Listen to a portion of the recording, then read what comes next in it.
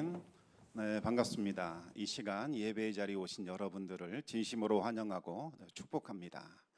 우리 청담교회는 은혜가 샘솟는 교회, 부흥이 시작되는 교회입니다. 우리 하나님의 위로와 평강이 여러분과 또 여러분의 가정에 함께 하시기 바랍니다.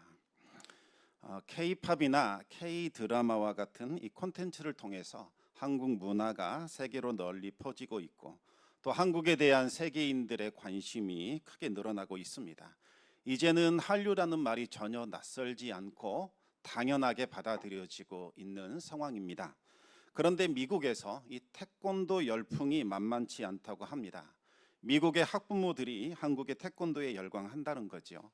무슨 이유일까요? 처음에 태권도장은 이 학교를 마친 아이들을 돌보는 이 보육시설 정도로 인식이 되었습니다. 하교 시간과 부모들의 퇴근 시간 이 사이에 있는 공백을 메꿔주는 역할을 한 겁니다.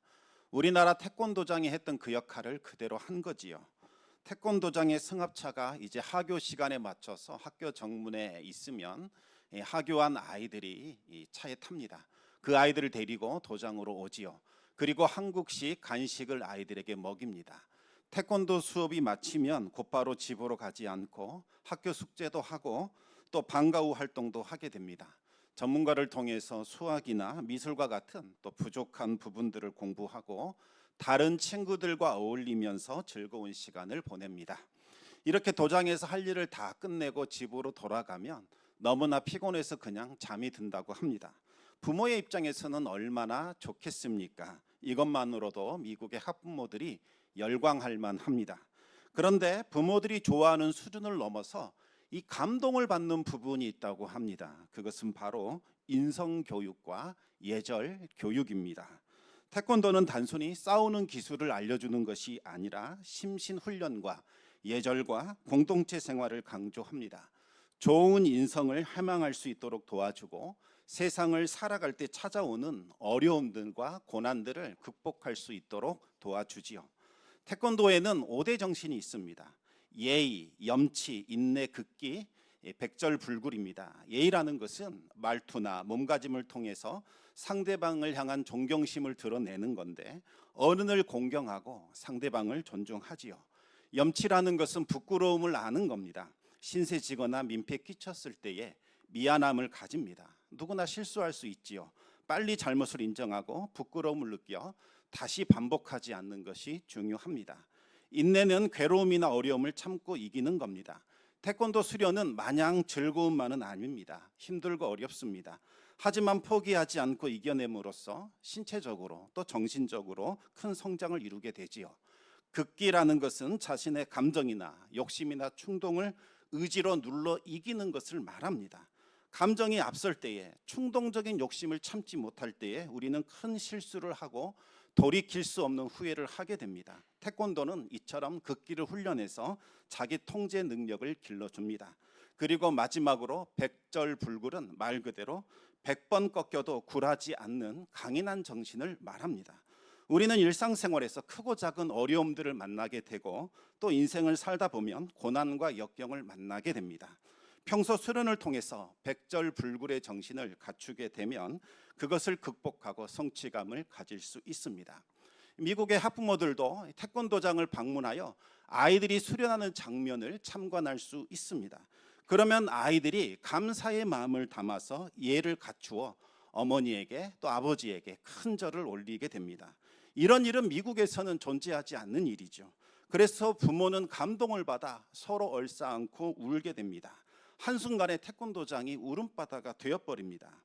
몇 년 전 미국의 인기 프로그램에서 태권도 대회에서 1등을 차지한 백인 여자아이가 나왔는데 미국의 부모들이 충격을 받았던 것은 화려한 태권도 기술이 아니라 깍듯하게 허리를 숙이고 인사하는 예의 바른 그 모습을 보고 충격을 받았습니다. 그 모습을 본 미국의 학부모들이 태권도에 대해서 큰 관심을 갖게 되었던 거지요. 여러분, 우리가 아이들이 원하는 대로 다 들어주면 아이들의 인성이 저절로 발달하고 또 아이들이 좋은 영향을 받게 되는 걸까요? 언뜻 생각해 보면 그럴 것 같지만 전혀 그렇지 않습니다. 아이들의 인생을 망치게 됩니다. 잠언은 매를 아끼는 사람은 자녀를 미워하는 사람이다 라고 했습니다. 자녀를 사랑한다면 근실히 징계하라고 말씀하고 있습니다. 성경은 자녀들을 가르치고 훈계해야 한다고 강조하고 있지요. 그것이 자녀들을 바른 길, 의의 길, 생명의 길, 복된 길로 인도해 주기 때문입니다. 우리 함께 잠언 6장 20절에서 23절까지 말씀을 같이 읽어보겠습니다. 내 아들아, 내 아비의 명령을 지키며 내 어미의 법을 떠나지 말고 그것을 항상 내 마음에 새기며 내 목에 매라. 그것이 내가 다닐 때에 너를 인도하며 내가 잘 때에 너를 보호하며 내가 깰 때에 너와 더불어 말하리니 대저 명령은 등불이요 법은 빛이요 훈계의 책망은 곧 생명의 길이라. 그런데 최근 우리나라의 교육을 보면 정반대로 가는 것 같아 정말 마음이 아픕니다. 어떤 교수님이 하시는 말씀을 들었는데 충격을 받았습니다. 초등학교 1학년 교실에서 도화지를 나누어 주고 아이들에게 그림을 그려라 이렇게 말했더니 어떤 아이가 도화지를 받자마자 찢어버리더랍니다. 왜 그러니 물었더니 제 마음이 원하지 않는다. 내 마음이 그것을 받아들이지 않는다. 이렇게 말하더라는 겁니다. 한마디로 하기 싫다는 거죠. 집에 전화를 했더니 엄마가 말합니다. 우리 아이의 마음을 읽어주셨습니까? 이렇게 묻더랍니다. 얘야, 네 마음이 참 중요해. 엄마가 그렇게 가르쳤지요. 엄마는 언제나 아이의 마음을 읽어주려고 애를 썼습니다. 아이를 달래주고 아이가 하자는 대로 해줍니다. 그래, 네가 이것을 원하는구나. 그렇다면 네가 원하는 대로 하자. 엄마가 마음을 알아주니 얼마나 아이가 기쁘고 좋겠습니까? 그런데 그 아이가 3학년, 4학년만 돼도 내 마음대로 할 수 없다는 사실을 조금씩 깨닫게 됩니다. 내 마음대로 했더니 친구들이 싫어합니다. 사람들이 나를 멀리하지요. 아이는 어쩔 수 없이 좋은 모습을 보여주려고 노력을 합니다. 그러나 사람들이 내 마음을 알아주지 않으니 힘들고 스트레스를 받습니다. 집에 들어오자마자 엄마를 들들 볶습니다. 지금 내 기분이 나쁘니 빨리 엄마가 좀 어떻게 해보라는 겁니다. 나는 어찌할 줄을 모르겠으니 엄마가 빨리 달래라는 거죠. 그러면 엄마가 그 아이의 마음을 달래줍니다. 하지만 아이가 5학년, 6학년 정도 되면 더 이상 엄마가 달래줄 수 없습니다. 아무리 달래줘도 해결되지 않지요. 친구들과 어울리려면 내 마음대로 할 수 없으니 이제는 친구가 불편해지고 학교가 싫어집니다. 그러다가 중학생이 되면 폭발합니다. 나 학교 안 갈래. 내 마음이야. 내 마음대로 할 거야. 말을 듣지 않고 비뚤어지게 됩니다. 엄마는 혼란에 빠지기 시작합니다. 갑자기 얘가 변했다고 느껴지는 거지요. 자녀들과 친구처럼 허물없이 잘 지냈는데 어느 날 갑자기 아이가 돌변한 겁니다. 말도 하지 않고 자기 고집대로 하겠다는 겁니다. 엄마는 어찌해야 할 바를 알지 못하게 됩니다. 여러분, 아이들을 양육할 때에는 애정과 훈육 두 가지가 반드시 있어야 합니다. 애정만 있어도 안 되고 훈육만 있어도 안 됩니다. 그런데 이 가트맨이라는 심리학자가 주장한 마음 읽기라는 교육법을 받아들이는 과정에서 그냥 이 훈육이 빠져버렸답니다. 원래는 마음을 읽어주고 그 행동을 통제하라는 것이었는데 한국에 들어오는 이 과정에서 마음을 읽어주라 이것만 들어오게 되고 행동을 통제하라라는 것은 빠졌다는 거지요. 아이들은 아직은 미숙합니다. 그래서 부모가 애정을 가지고 훈육을 해야 합니다. 아이들이 원한다고 다 들어줄 것이 아니라 때로는 거절도 해야 됩니다. 아이들은 거절당할 때 감정적인 좌절감을 겪게 되지만 이것은 결코 나쁜 것이 아닙니다. 그 과정에서 아이들은 자기 감정을 추스리고 통제하는 법을 익히고 훈련하기 때문입니다. 따라서 훈육과 통제가 없으면 아이들은 자기 감정을 다스리지 못하고 자기 통제에 실패하게 됩니다. 이것이 미국의 부모들이 겪고 있는 교육의 현실이었습니다. 여러분, 세상에는 내가 이해되지 않아도 마음이 내키지 않아도 마땅히 해야 하는 일들이 정말 많습니다. 특히 이 권위와 질서의 문제는 그렇습니다. 권위를 존중하고 질서를 따르는 것은 머리로 이해해야 하는 문제가 아닙니다. 공동체 안에서 배우고 익히고 훈련해야 하는 그와 같은 문제인 거지요. 그래야 바른 성품과 덕성을 가진 사람으로 자라날 수 있습니다. 미국의 자유주의 교육이 이것을 잃어버렸습니다. 지나치게 개인을 강조하다 보니 우리는 공동체 안에서 더불어 살아가는 존재다라는 사실을 잊어버리게 했습니다. 함께 살아가는 방법을 모르게 만들어 버렸습니다. 미국의 학부모들이 태권도에 열광한 것은 바로 이 권위와 질서에 대한 순종을 강조하고 훈련시켰기 때문입니다. 아이들이 태권도를 통해서 부모를 공경하고 예절을 배우고 심신을 훈련할 수 있게 되었던 겁니다. 다른 사람들과 더불어 사는 법을 배우게 되었습니다. 미국 교육이 잃어버렸던 것, 그것을 태권도가 다시 회복시키고 있었던 겁니다. 그런데 이제는 한국이 정작 문제가 되었습니다. 입시 교육의 폐단이 아이들과 사회를 병들게 하고 있지요. 목표로 삼는 대학, 이것이 인생의 전부가 되어버렸습니다. 그것을 위해서 모든 것을 다 희생시키고 있습니다. 더불어 살아가는 존재가 아니라 이제는 나의 목표를 위해 오로지 달려가는 존재로 인식하게 되었다는 거지요. 어느 순간 친구들은 경쟁자로 다 바뀌게 되고 선생님들은 나를 위한, 내 성공을 위한, 입시를 위한 존재로 변질되어 버립니다. 그러면서 입시에 방해되는 모든 것들은 다 버려야 할 것으로 인식하게 되었습니다. 문제는 이와 같은 세속적인 가치관이 입시 교육에 물든 아이들만 지배하는 것이 아니라 교회마저 지배하고 있다는 사실입니다. 오로지 내가 원하고 바라고 성공하는 것, 그것을 위해서 살아가는 성공지향적인 존재로 전락시켜 버렸습니다. 성공을 위해서라면 부모도 자녀도 형제도 친구도 이웃도 없습니다. 성공 그 자체를 위하여 살아가는 존재가 되었다는 겁니다. 여러분, 이처럼 세속적인 가치관에 무리들게 되면 하나님에 대한 생각마저도 변질되어 버립니다. 하나님을 마치 내 성공과 행복을 돕는 조력자, 이 정도로 생각하게 됩니다. 만약 하나님을 섬기는 것이 내가 바라는 성공과 행복에 도움이 되지 않는다라고 느껴지면 과감없이 다른 신으로 바꿔버립니다. 이것은 하나님을 섬기는 것이 아니라 우상 숭배에 가깝습니다. 여러분, 우상 숭배의 본질이 무엇입니까? 우상을 섬기는 걸까요?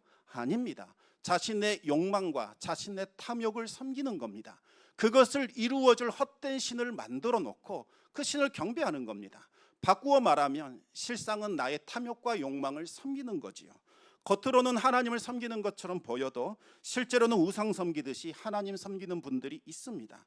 하나님께 잘 보이면 내가 원하는 것을 이룰 수 있다고 생각을 합니다. 그래서 하나님과 거래를 시작하지요. 하나님, 헌금 많이 낼 테니 복 주십시오. 봉사 많이 할 테니 잘 봐주십시오.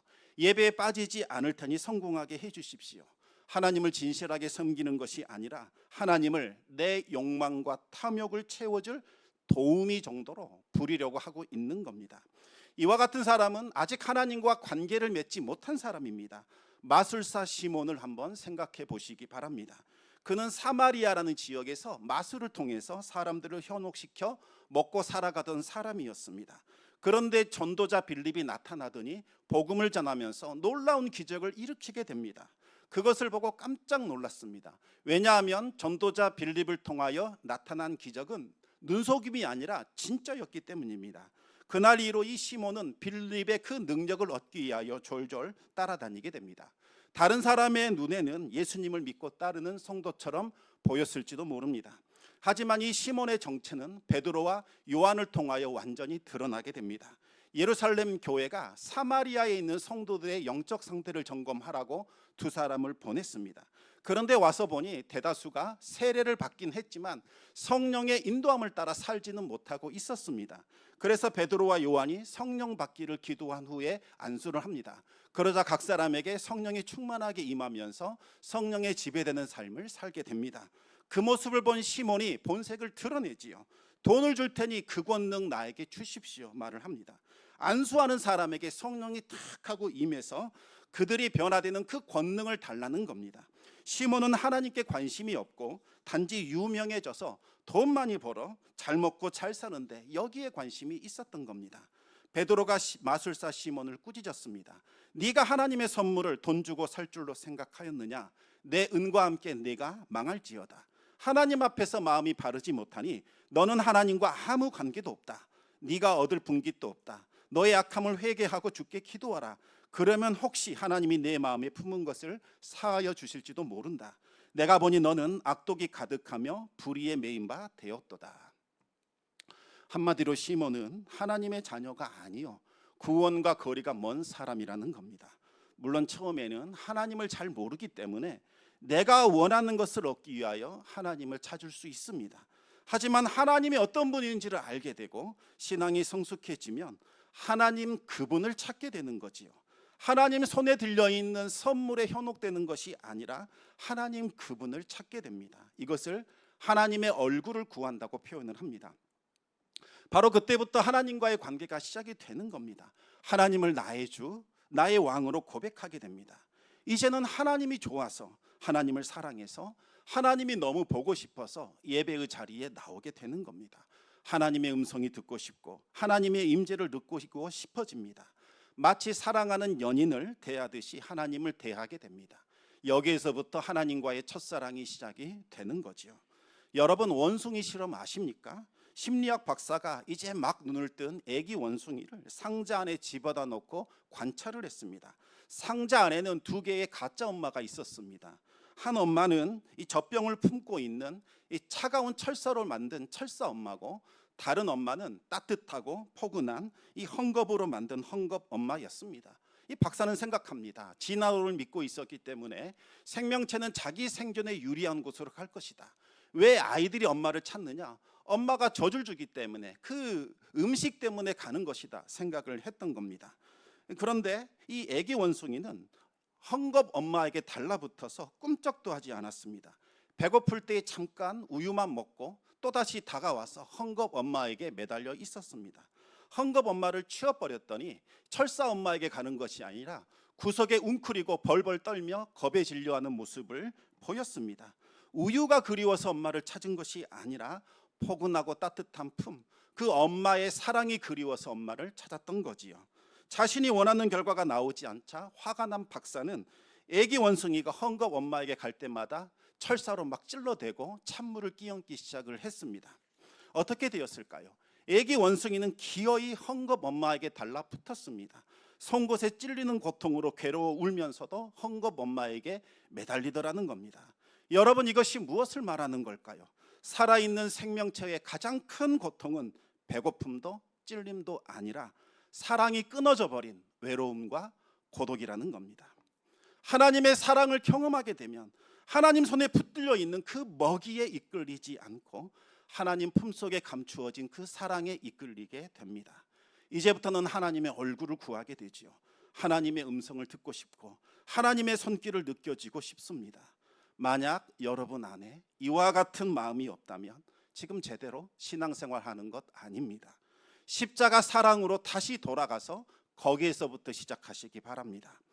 다윗이 노년에 압살롬의 반역으로 궁궐에서 쫓겨나 또다시 광야 생활을 해야만 했습니다. 얼마나 괴롭고 힘들었는지 모릅니다. 다윗이 이제 나이가 많습니다. 병들었고 침상에 자주 누워 있어야 하는 상태입니다. 그런데 또다시 험한 도망자의 삶을 살아야 하는 거지요. 다윗은 마르고 황폐한 땅을 헤매는 것 같다라고 고백을 했습니다. 여러분, 사막을 횡단하는 여행자들이 길을 잘못 들어서 사막을 헤매다가 굶주림으로 목말라 죽어갈 때에 정말 고통스럽다고 합니다. 처음에는 자기들이 섬기는 신의 이름을 부르며 기도합니다. 그러나 죽어갈 때에는 그 신을 저주하면서 죽어간다고 합니다. 그런데 다윗이 느낀 고통은 육적인 갈증이 아니라 영적인 갈증이었습니다. 내가 다시 살아서 왕궁으로 돌아갈 수 있을까? 이것을 걱정하는 것이 아니라 내가 살아서 성소에 들어가 과연 하나님 예배할 수 있을까? 하나님 품 안에서 마지막 눈을 감을 수 있을까? 이것이 그의 걱정이었던 겁니다. 하나님의 성소에 들어가지 못하고 죽을지 모른다는 생각에 심장이 멎는 고통을 느꼈던 겁니다. 시편 63편 3절과 4절 말씀을 우리 같이 한번 읽어보겠습니다. 주의 인자하심이 생명보다 나음으로 내 입술이 주를 찬양할 것이라. 이러므로 나의 평생에 주를 송축하며 주의 이름으로 말미암아 나의 손을 들리이다. 아멘. 하나님의 성소에 들어갈 수 없다, 더 이상 하나님을 예배할 수 없다 생각하니까 공허함이 밀려왔고 더 이상 살아가야 할 이유가 사라져 버렸습니다. 굳이 이렇게 살 필요가 있을까? 왜 내가 살아야 할까? 뜨거운 사랑에 빠진 젊은이는 연인에게 버림받을 때 알아 눕습니다. 살아갈 소망 다 잃어버립니다. 나이 지긋한 다윗에게 그 열병이 다시 찾아온 겁니다. 하나님의 변함없는 사랑, 그것을 인자하심이라고 부르는데 하나님의 사랑이 얼마나 크고 그립고 소중한지 생명보다도 훨씬 더 소중하게 느껴졌습니다. 하나님의 사랑을 느끼지 못하는 삶을 사느니 차라리 죽는 것이 낫다, 그런 생각을 한 겁니다. 그 순간 다윗은 신세 타령을 하며 헛되이 보내느니 차라리 이 황량한 광야에 있을지라도 두 손 들어 주님을 찬송하겠다 결단을 하게 됩니다. 그 순간 하나님의 사랑이 느껴졌고 하나님의 임재를 경험하게 됩니다. 그러자 다윗은 더 이상 메마른 광야에 있지 않았습니다.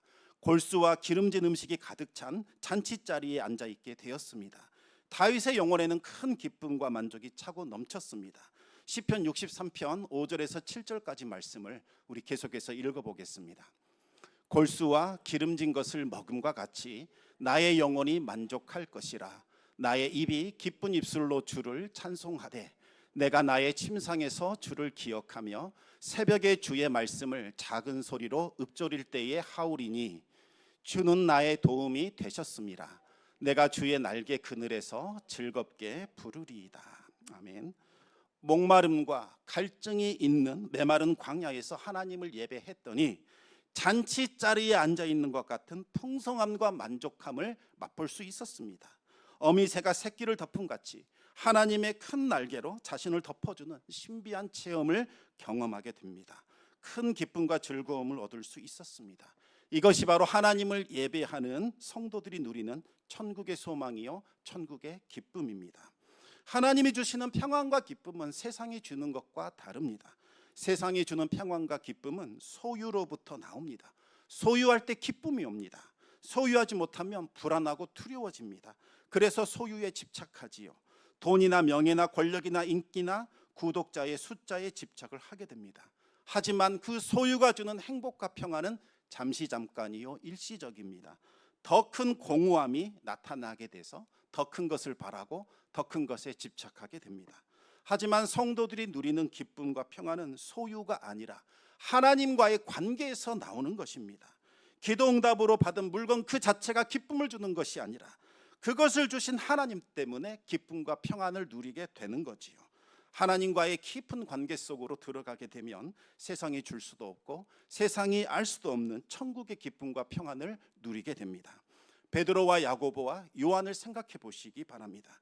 그들이 변화산에서 예수님의 빛나는 영광의 관체 안에 둘러싸이게 되었을 때에 영안이 열리면서 영적인 세계가 눈에 들어오기 시작을 합니다.